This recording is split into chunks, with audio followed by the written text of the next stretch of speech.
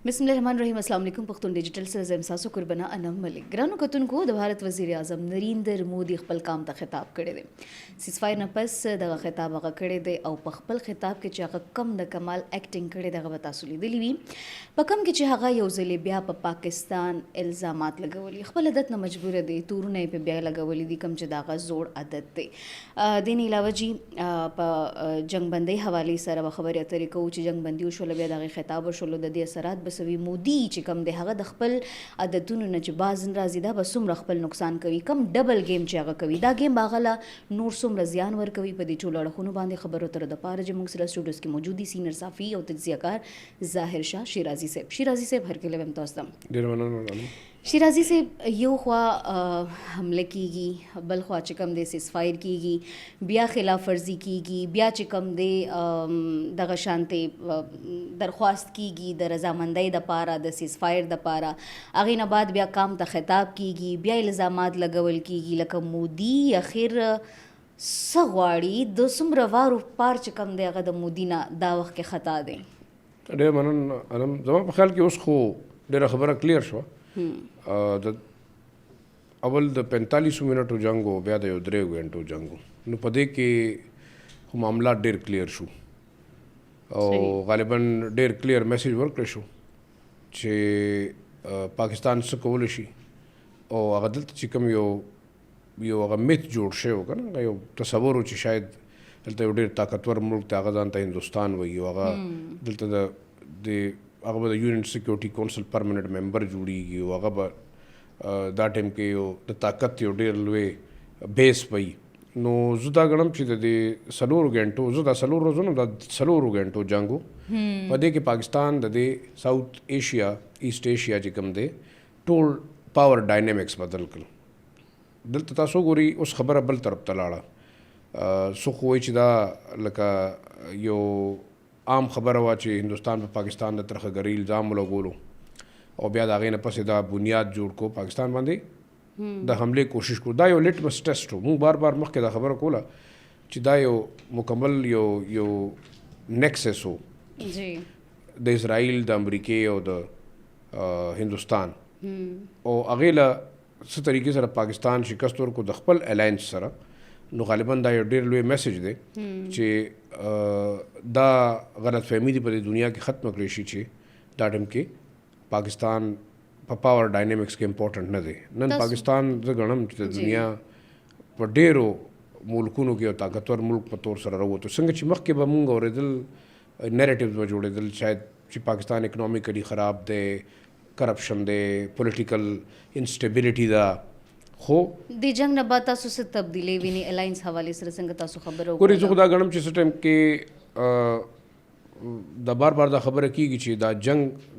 د ډیر غټ لیول جنگ دا د سپر پاورز یو غټ کلیش بالکل او پاکستان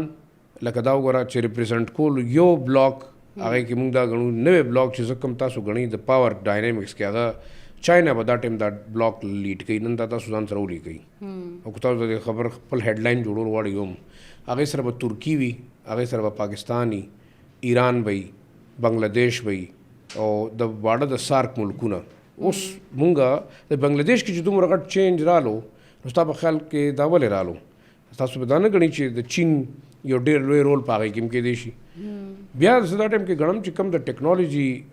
وارفیر او د دې سلورو 5 غنټو دا جنگ چې کوم دا ټوټلی د ویسټرن ټیکنالوژي د اسرائیلی ټیکنالوژي او د امریکي ټیکنالوژي په مقابله د چاینا چې کوم او د پاکستان ټیکنالوژي د جوائنٹ اوور سره د پاکستان ریزالو مخکې د ټینکونو جنگ اوس د ټیکنالوژي نه زدا غنم دا د ټیکنالوژي جنگو د سره د مین پاور کم همت او د پاکستانو یعنی دا ټیکنالوژي خو د ټولو خلکو سره زموږ نه تکړه وه خو ټیکنالوژي استعمالولو والا څوک و زړه کولو والا څوک و هغه بیا پاکستان ثابت کړه زه دا غواړم چې نوې ری الاینمنټ به کم کیږي هغې کې اوس تاسو ګورئ ډونالډ ټرمپ سعودي عرب ته راغلی دی سعودي عرب په دوران کې به ګورو ډېر ډیولپمنټ به کیږي هغه پرون ویل چې دا جنگ ما ودرولو خپل اول خو دې دلچسپي نه غسته دی جنگ کې اول خو ګور هغه دا انډیا ته اجازه ورکړي چې بهشک تلاش خپل مسل ټرای کا ته وګوره څونه تکړه دا هغه دا خیالو کو فرض کا هندوستان کامیابیږي او پاکستان ته نقصان رسي نو د دې لپاره به ډېر لوی لار اوپن شي چې اونشوا نو د هندوستان بچکول هغې دپاره ډېر ضروري امریکي ځان له سلار کته نو امریکا خو ظاهره خبره ده دا ریجن نشي پرېښوی خو دلته دوستان ګوري اوس ګوره پاکستان دغه دوست نشي کېدی همیشه د امریکي پالیسي میکرز په پاکستان ټرسټ نه دی کړی وجه دا ده چې دوی ټول عمر پاکستان سره او افغانستان سره دھوکه کړې ده پخپله دوی زموږ خاوره استعمال کړې ده زموږ ریسورسز استعمال کړي دي او بیا دوی مونږه همیشه په لاره کې پرېښیو نو یو مس ټرسټ هم نو دا ټایم کې امریکې ته غالبا یو دلته یو الای چې کوم پکار وه د انډیا په شکل کې پیش کړی شوی د انډین پالیسي میکر د هغې چې کوم لابیسټ دي چې یاره انډیا یو ډېر لوی طاقت دی نو زما په خیال کې دغه یو چې کوم غلط فهمي ده دا لرې شوه امریکا به بیا هم کوشش کوي چې هغه انډیا سټرنتن کړي هغه انډیا ودري خو هغه ته دا احساس وشو چې هغه د چاینا خلاف انډیا نشي ودرولی ولې چې هغه پاکستان یو د هغه نه اته چنده ورکوټی ملک فاینانشلی مین پاور په لحاظ سره د اصلې په لحاظ سره د ټیکنالوژي په لحاظ سره او د هغې باوجود پاکستان هغې ته ماتې ورکړه په خپل همت باندې نو دا به چاینا خلاف څنګه ودرېږي او بل یو ډېر غټ کمال دا وشو چې که تاسو کتلي په دې حالاتو کې د کشمیر مسله چې کوم هندوستان ویل چې دا زموږ شو موږ ځان سره انیکس کا هغه د ډونالډ ټرمپ د اعلان نه پس یو ډسپیوټډ ټریټري بیا شو په دې باندې موږ فیصله کوو عالمي کچ باندې اوچته شوه کنه عالمي کچ او بله خبره ده په هغې کې اوس به دا کېږي چې ظاهره خبره ده چې اوس پورې انډیا نه منله چې په دې موږ خبره کوو ولې چې د شمله معاهدې په تحت به هندوستان او پاکستان به د دې خبره کوي خو اوس بیا یو انټرنیشنلایز شو دا مسله چې اوس امریکا وایي چې موږ دله ریزالو کوو نو ګوري دا ټول په دې معاملات کې پاکستان ته دوه درې څلور څیزونو برتري حاصل شوه یا د هغې مونږ ګټو چې ګټه ورته وشوه یو خو په جنگي ماحول بل تاسو ګورئ چې په ټیکنالوژي باندې هم پاکستان ماتې ورکړه دریم په ډیپلومیټک فرنټ باندې هم ولې چې په ایسټرن بارډر تاسو ته کوم خطرات هغه ختم شو نو اوس خو مونږ دا سوچ کوو چې په ویسټرن بارډر چې د هندوستان کوم پراکسیز دي خو په مونږ الزامات لګوي چې دلته دهشتګرد دي او ترخهګر دي دی چې لګیا دی د بی ایل ای د ټي ټي پی او هغه دهشتګرد تنظیمونو سره مرسته کوي په افغانستان کې ناست دی دا جنگ د دې خلکو دپاره هم ډېر لوی میسج دی چې تاسو په چا باندې ولاړ وئ تاسو د چا په سر باندې په دلته ترخهګري کوله دهشتګردي کوله هغه خلک مونږ نیوټرلایز کړل اوس نمبر ستاسو دی نو موږ مخکې دا ګورو چې د دې کامیابۍ نه پس په د پاکستان چې کوم مغربي بارډر دی په هغې باندې چې کوم دهشتګرد دي هغه انډیا چې سپانسر کوي نو د هغې هم ماته ښکاري چې معاملات ډېر خراب دي نریندر مودي چې کوم د ترهګري خبرې کوي پرون یو خطاب هم کړی دی وایي چې اوبه او وینه دا دواړه یو ځای نشي چلیدی دې نه علاوه چې تجارت او مذاکرات او ترهګري دا هم یو ځای نشي چلیدی نو کم الزامات چې د ترهګري لګوي دي سره ثبوتونه ولې نشته بیا نو خبره دا ده چې ګوري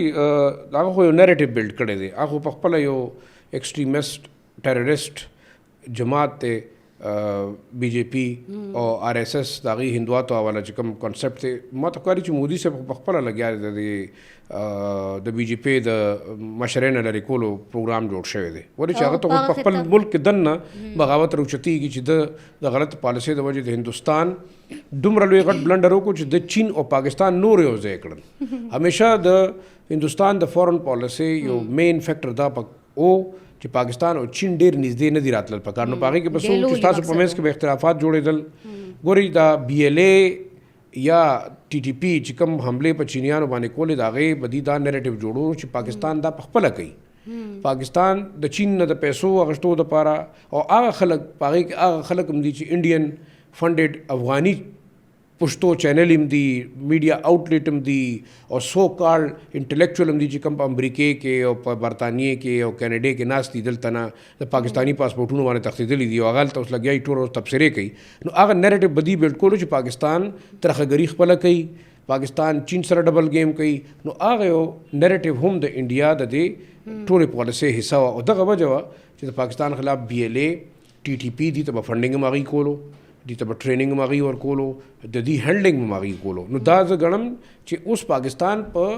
ټولو نه غټ دشمن ایسټرن بارډر باندې چې کوم ته شکست ورکړو اوس په ویسټرن بارډر چې دا واړه واړه کیړې مکوړې دي د دې ختمېدل ډېر نږدې دي او زه دا ګڼم چې پاکستان دپاره یو ډېره لوی لاره کولاو شوه د اکنامک ترقې د تجارت او په دې ملک کې د فارن انویسټمنټ د راتلو وجه دا ده چې اوس خلکو ته اندازه وشوه چې د هندوستان او د نورو ملکونو نه زیات پاکستان محفوظ دی خو اوس زمونږ د دا ټایم کې چې کوم د سیز فایر نه پس مخکې بس کیږي دا ډېر ضروری دي. ضروری بالکل دا دی ولې چې کم خطاب دی وکړلو کم بیانات د دوی راځي هغې نه دا تاثر زی چې لکه مودي اوس هم هغه ته چین نه دی راغلی هغې ورې د مودي ایرریلیونټ شو سو وجه دا ده چې اوس ماته کاري د هندوستان یو ارب 50 کروڑه خلک په دې سوچ کوي چې کو دا ترخګری شوی وه نو د دې مسایل هو د دې انډیپندنٹ انکوایري کې دی شوه د دې پته لګول کې دی شو چې څوک انوالو دي سزا ورته ورکړی کې دی شوه د هغې مطلب دا نو چې تاسو 1.5 ارب آبادي په جنګ کې ور واچوئ نو تا وایي چې د دومره جنګ نه 88.73 بلین ډالر هندوستان ته نقصان شوی دی په انفراسټرکچر کې د دې 12 نه زیات مین ملټري بیسز او ایر سټریپس دا تباه شوي دي. تاسو ګورئ په اوړي کې پورا بریګیډ هیډ کوارټرز چې د بهماس هغه کم میزایل ګودام او والوتو تاسو ګورئ په ګجرات کې تاسو چې کوم تباہي شوی دا هغې کې ګورئ چې سس رافیل خپل ځای باندې رشین S-400 چې کوم دی تاسو ایر ډیفنس سیسټم نیوټرلایز شو دې نه پس تاسو ګورئ چې تاسو کم هیروپ ډرونز د اسرائیل هغه فلاپ شو او دې نه پس خو د امریکایي ټیکنالوژي پرته وه کېدای شي هغه موږ نیوټرلایز کړی نو هغې تر طرف د جنګ بندۍ طرف ته راغلل. جنګ بندي خبره تاسو کړله نریندر مودي خو چې د جنګ بندۍ دپاره پاکستان درخواست کړی و څه ګڼئ چې لکه دا درخواست بھارت کړی دی که مونږ کړی دی دا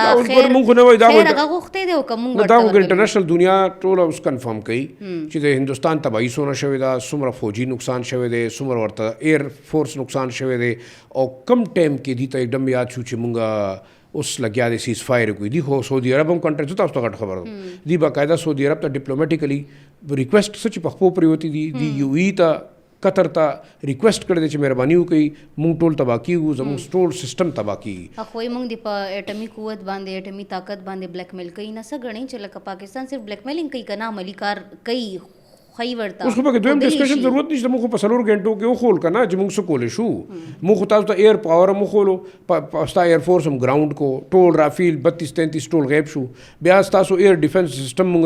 بالکل بیکاره کو بیا ستاسو ملټري بیسز موږ ټارګټ کړل زموږ څومره تباهي شوې ده ټیک ته نن موږ ګورئ جي باقاعده افیشلی موږ اناؤنس کړل چې زموږ تقریبا 15-16 یا تقریبا 18 ځوانان شهیدان شوي د فوج دغه ایر فورس هم شته هغه هم شته 40 زموږ سیویلینز په دې انډیا دې وخی چې د دې بیسز څومره تباه شوي دي څومره خلک مړه شوي دي څومره فوجیان مړه شوي پوره بریکیډ هیډ کوارټر میډیا موچت کا خو که نریندر مودي ومني نه نریندر مودي خو یو تاسو بار د نریندر مودي سوال کوي زما په خیال کې هغه خو پولیټیکل هغه د یو شکست خورده سړي سټیټمنټ و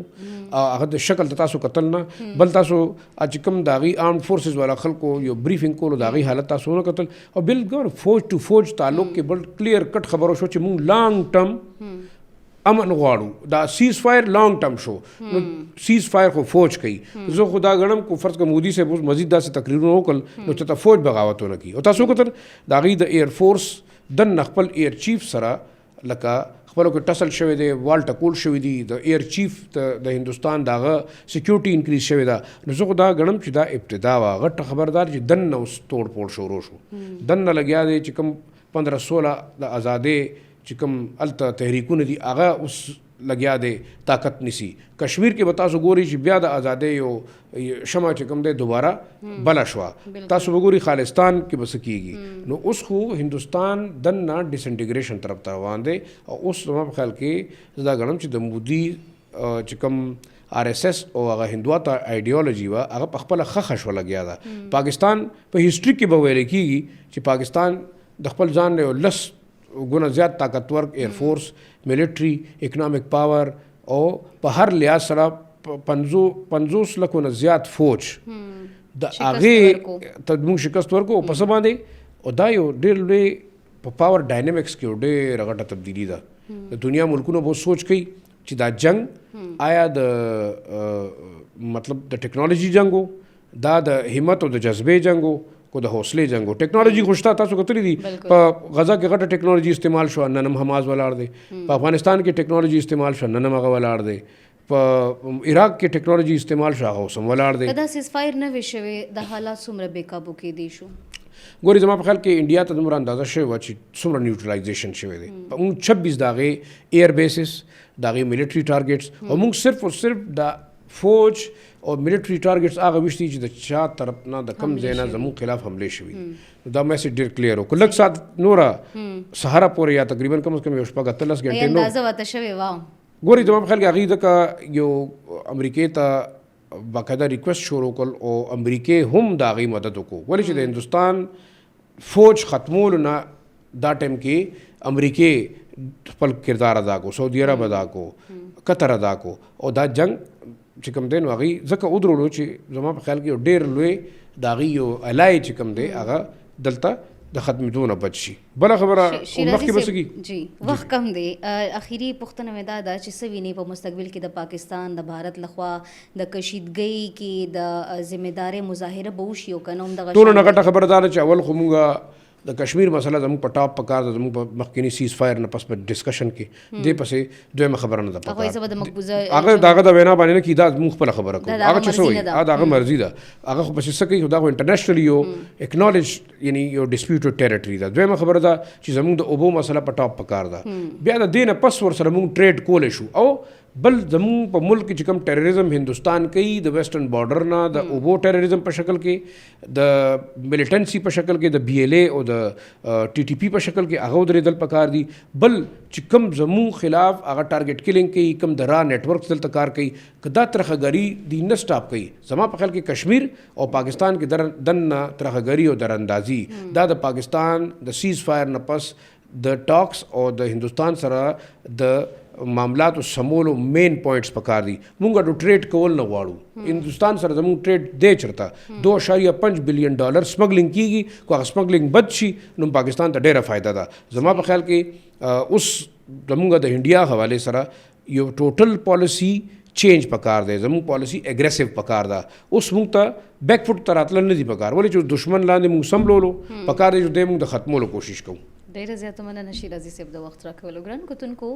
نننی اپیسوډ وخت پای ته رسیږي نو اپیسوډ پرې مال زما ټیم لره کې اجازه دلوي لا پامان